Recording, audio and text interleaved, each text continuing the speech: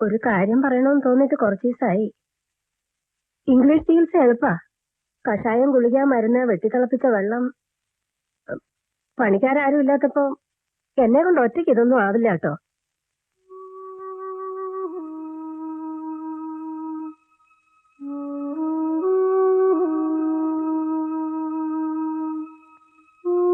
അതിനു ചുറ്റും വട്ടം ചുറ്റി നൃത്തം ചെയ്ത് നാം എന്തൊക്കെയോ സങ്കല്പിക്കുന്നു.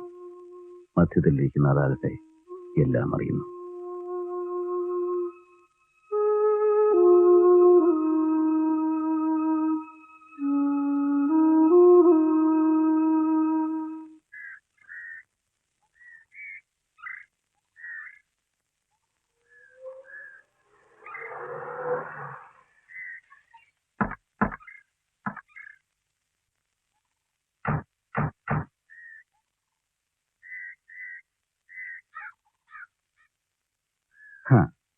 I told you he'll be here. Oh.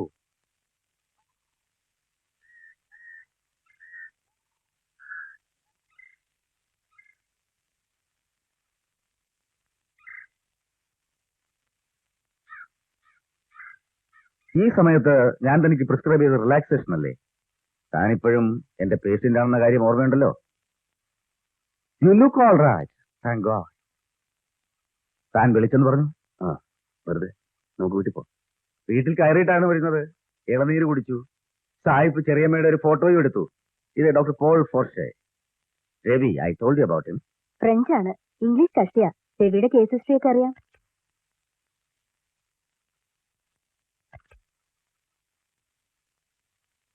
11:30 എയർപോർട്ടിലെത്തണം. ഞാൻ ബോംബെ വഴി നാളെ മടങ്ങുന്നു.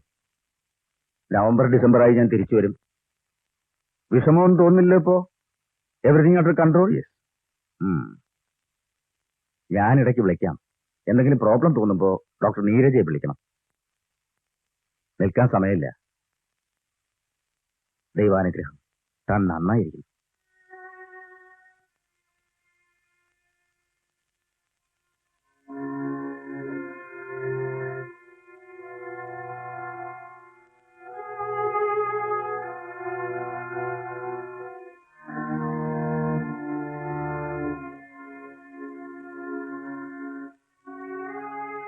എന്താ രവി?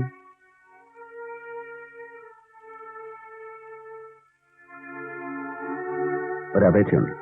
ഡോക്ടർ ഇത് ഗൗരവമായിട്ട് എടുക്കണം. I am very serious about it. എഴുതിയാലോ ഡോക്ടർക്കെന്ന് വിചാരിച്ചതാണ്.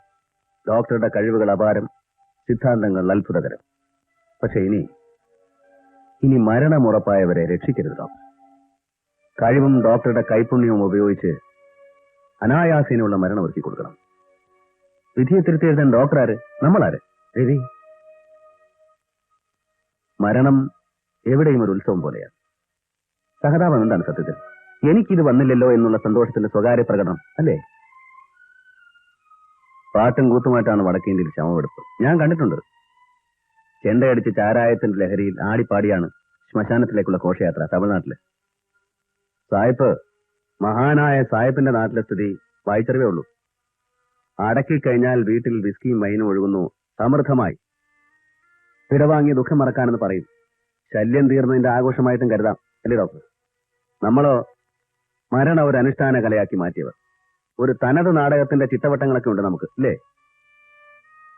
മരണം എന്നും നമുക്ക് പവിത്രം, ഉദാത്തം. പാവം ജീവിതം ഇവിടെ നിന്യം നിഷിദ്ധം അല്ലേ ഡോക്ടർ? ശരി ശരി. Sorry doctor. എന്താ അസുഖം വല്ലതും തോന്നുന്നുണ്ടോ? ഏയ്, ഒന്നുമില്ല. ഒരു ചെറിയ സംശയം ചോദിക്കട്ടെ ഡോക്ടർ? സമയമുണ്ടോ? ശരീരമാണ് രോഗം മാറ്റാൻ കൽപ്പിക്കുന്നതെന്നാണല്ലോ ഡോക്ടറുടെ തിയറി? That's right. ശരീരത്തിന്റെ മനസ്സ്. ഓ, വളരെ തീക്ഷ്ണമായി ഇന്റൻസായി രോഗം തിരിച്ചു കിട്ടണമെന്ന് ശരീരം ആഗ്രഹിച്ചാലും ഫലിക്കണം അല്ലേ?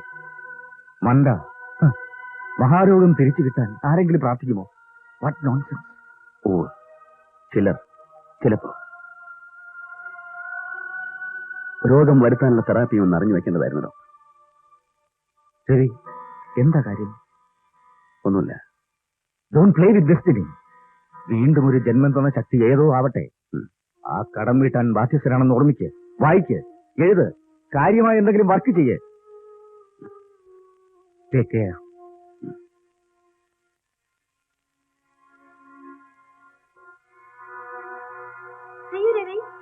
God bless. God bless. God bless.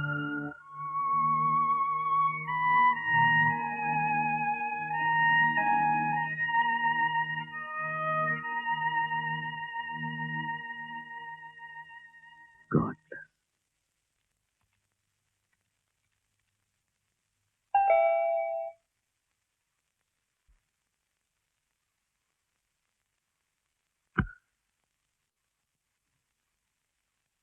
ഞാൻ ഇന്നലെ ഹോസ്റ്റലിൽ വന്നു. എന്നിട്ട് വിളിക്കാത്തത്? കുറച്ച് ടാബ്ലേറ്റ്സ് വർക്ക് ഉണ്ടായിരുന്നു. കഴിഞ്ഞപ്പോ ഒന്നിനും തോന്നിയില്ല. ഇരിക്കൂ.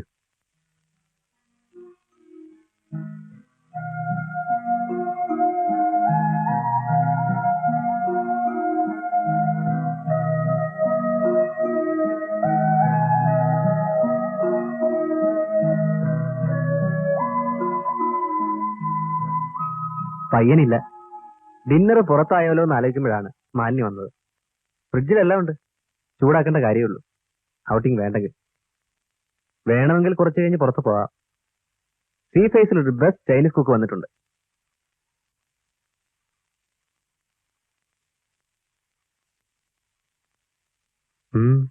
രവിയേട്ടന് പിന്നെ വല്ല ചേഞ്ച്? ഇല്ല, ഒന്നുമില്ല. സുഖമുണ്ട്. Very normal.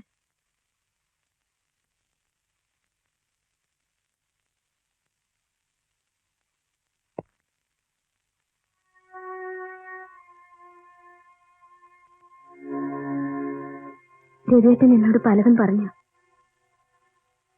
എന്നോടും പറയാനാണ് വന്നത്, പക്ഷെ ഞാൻ ചാൻസ് കൊടുത്തില്ല. മരിക്കുന്നു എന്ന് തോന്നിയപ്പോൾ എന്തൊക്കെയോ നമ്മളോട് പറഞ്ഞില്ലേ, അതൊക്കെ തന്നെ. വീണ്ടും സംസാരിക്കേണ്ട കാര്യമില്ലല്ലോ, എല്ലാം ഞാൻ സമ്മതിച്ചാണ്. വീട് ഒരുങ്ങിക്കഴിഞ്ഞു. മാലിന്യം ഒറ്റയ്ക്ക് ഇവിടെ വിട്ട് നാട് കണ്ടാതിരിക്കാൻ എല്ലാ സ്ഥലങ്ങളിലും വേണ്ട ഏജന്റുമാരെ വെച്ചു. All set. നമുക്കത് മറക്കാം. ആ ഹോൾ എപ്പിസോഡ്. ആപത്തൊന്നും വരാതെ രവിയേട്ടൻ തിരിച്ചു വരികയും ചെയ്തു. ഒരു തമാശ കേട്ട പോലെ അത് വിട്ടുകളയാം. നമ്മള് കുട്ടികളല്ലല്ലോ. നമ്മൾ കുട്ടികളല്ല, അക്സെപ്റ്റഡ്. ജീവിതം ഒരു തമാശക്കളിയല്ല, എഗെയിൻ അക്സെപ്റ്റഡ്. പക്ഷെ ഒരാളുടെ വിംസ് ആൻഡ് ഫാൻസീസ് അനുസരിച്ച് അക്ഷരങ്ങൾ മായ്ക്കാനും വരുത്താനും പാകത്തിലുള്ള ഒരു മാജിക് ഫ്ലൈറ്റ് അല്ല മനുഷ്യന്റെ മനസ്സ്. കല്യാണക്കാരി എടുത്തിട്ടപ്പോൾ ഞാൻ എതിർത്തതാണ്. ഇപ്പോഴത്തെ ഒത്തുമാറ്റത്തിന്റെ കഥയല്ല ഞാൻ പറയുന്നത്. 6.5 കൊല്ലം മുമ്പുള്ള നിങ്ങളുടെ ഒറിജിനൽ വിവാഹം. ബുദ്ധിജീവിയായി നടന്നുകൊണ്ട് കുടുംബം പുലർത്താനാവില്ല എന്ന് വാദിച്ചു. സൗകര്യത്തിൽ കഴിയുന്ന ഒരു പെൺകുട്ടിയെ കഷ്ടപ്പെടുത്തരുതെന്ന് അപേക്ഷിച്ചു. എതിർക്കാൻ കാരണം ഈ ന്യായങ്ങളൊന്നും ആയിരുന്നില്ല എന്നത് വേറെ. ആ പെൺകുട്ടിയുടെ ആരാധന ഭൂമി രാപ്പകൽ ആദ്യ പിടിച്ചു കിടന്ന ഒരു പയ്യനുണ്ടായിരുന്നു. അവന്റെ ധ്യാനം, മോഹം, സ്വപ്നം ഒക്കെ അവൾക്ക് ചുറ്റും.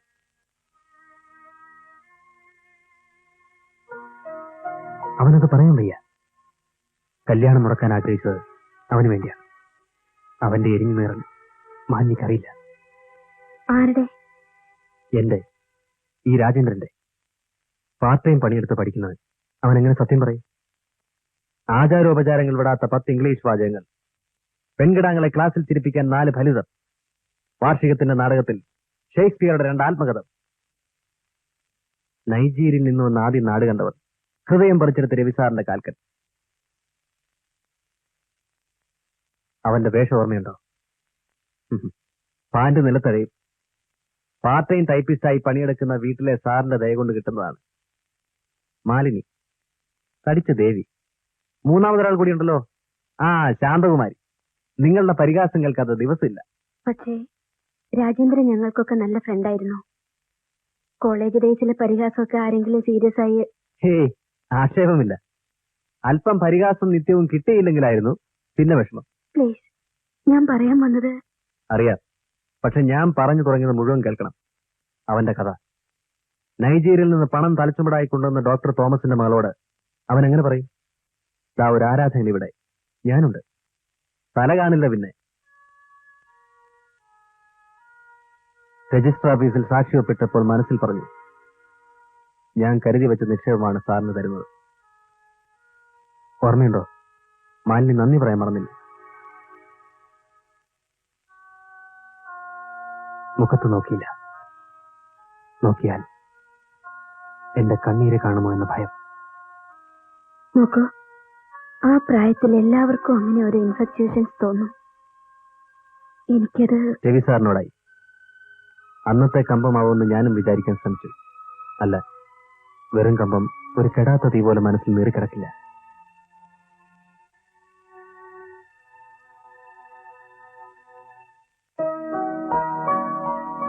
I love you always.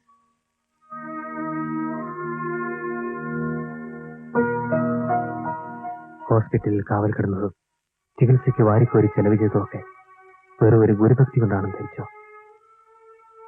അറിയാം, എന്നെ സഹായിക്കാനും കൂടിയായിരുന്നു. ഞാനത് മറക്കില്ല. പക്ഷേ രവിയേട്ടൻ മരിച്ചു ജീവിച്ചൊരു മനുഷ്യനാണ് എന്നോട് അപേക്ഷിക്കുന്നത്. അത് തെറ്റ്. നല്ല സമയത്ത് മരിക്കാത്തത് തെറ്റ്. അങ്ങനെ പറയരുത്. Don't be so cruel. പബ്ലിഷേഴ്സായി എന്തോ ഇടപാടുകൾ നടത്തുന്നു.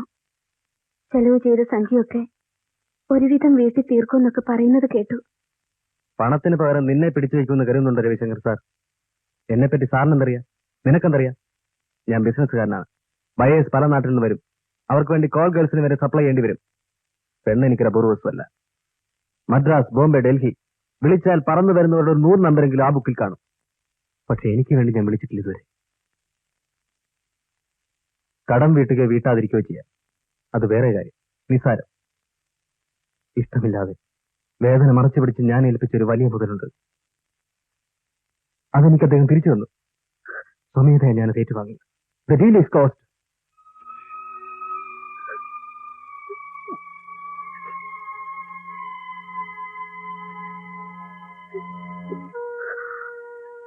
Rajendran, help me.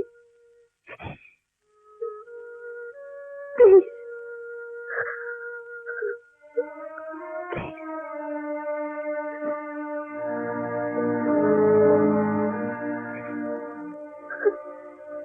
ഞാനെന്ത് ചെയ്യണം? എനിക്കറിയില്ല. ഞാൻ ഈ സ്ഥലം വിട്ട് പോണോ? സ്ഥിരമായി ബോംബെ ഓഫീസിൽ നിന്നാൽ ബിസിനസ് നടത്താൻ ശല്യമാണ്. അരുത്. രാജേന്ദ്രൻ ഇവിടേക്ക് ഉണ്ടാവണം. എവിടേക്ക് പോരുത്. എനിക്കൊരു സമാധാനത്തിന് എനിക്ക് വേറെ ആരുണ്ട്?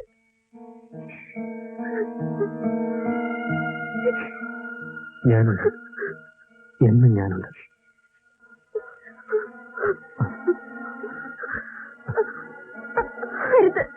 പ്ലീസ്,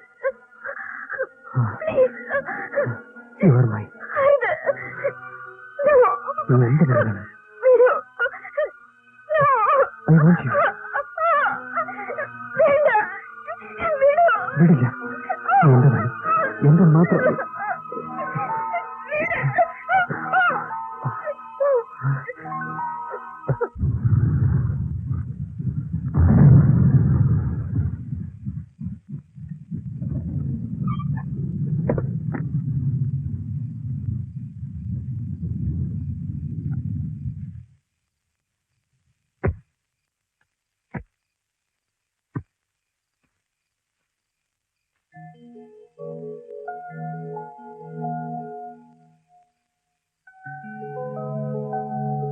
ഞാൻ പിന്നെ ആലോചിച്ചപ്പോ ടൗണിൽ ഒരു വീട് നോക്കാൻ ഞാൻ ബാബുവിനോട് പറയാം. കോളേജിനടുത്ത് എവിടെയെങ്കിലും. ലൈബ്രറിയുടെ സൗകര്യം നോക്കുമ്പോ ഞാനും ടൗണിൽ താമസിക്കുന്നതാവും ബെറ്റർ അല്ലേ?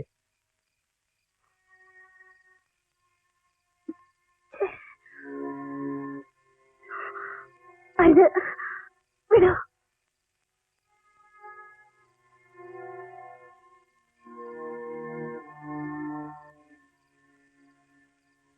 നോക്കൂ, എനിക്കിപ്പോ ഒന്നുമില്ല. പഴയ തെറ്റുകുറ്റങ്ങളുടെ തിരിച്ചറിയൽ, ഒരു വീണ്ടും വിചാരം, ഒരു റീഅസസ്മെന്റ്. ഒരുപക്ഷെ അതിനായിരിക്കും ഈ രോഗം വന്നത്. We will be happy. നമുക്കിനി ഒരു പ്രശ്നം ഉണ്ടാവില്ല. അരുത്, എന്നെ തുടരുത്. മല്ലി, I M A normal person. നീ എന്റെ ഭാര്യയാണ്. ആയിരുന്നു. നീ പിന്നെ ഇപ്പൊ എനിക്ക് ആരാണ്? ആ കഥ മറക്ക്. മരണം മുന്നിൽ കണ്ട മനുഷ്യൻ പിച്ചുമ്പയും പറയും. അത് ചെമ്പേടും ശാസനയും പോലെ ചരിത്രരേഖയൊന്നുമല്ല. അവനോട് ഞാൻ സംസാരിക്കാം. ഒരു തുണ്ട് ഭൂമി വിറ്റാൽ വീട്ടാവുന്ന കടമയുള്ളൂ അവന്. അവനെ വിചാരിച്ചാണോ നിന്റെ ഈ സ്റ്റുപ്പിഡ് ഇഡിയോട്ടിക് ധർമ്മസങ്കടം? അതും സത്യം. സത്യം പറയാൻ മരണം അടുക്കുന്നത് വരെ കാത്തു നിൽക്കണമെന്നില്ലല്ലോ. ശപിക്ക്. എന്നെയല്ല, ജീവിതം എനിക്ക് തിരിച്ചു തന്ന മഹാശക്തി ഏതോ അതിനെ ശപിക്ക്.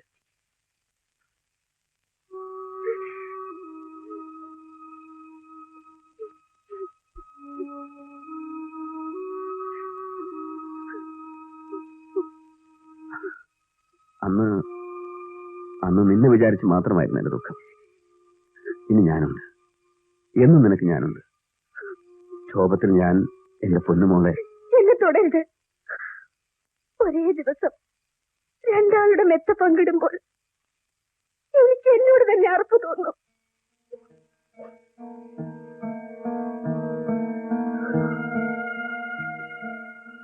ഏൽപ്പിച്ചാൽ അവകാശം സ്ഥാപിച്ചു കഴിഞ്ഞു.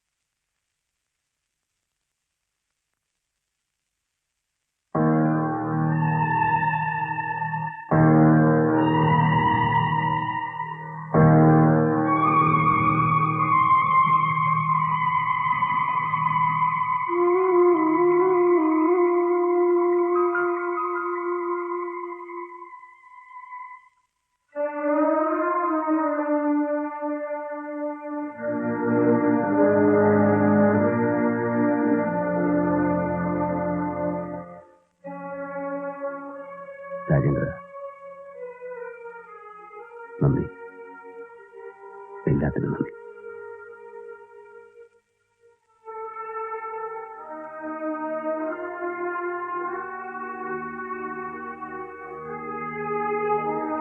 All the best.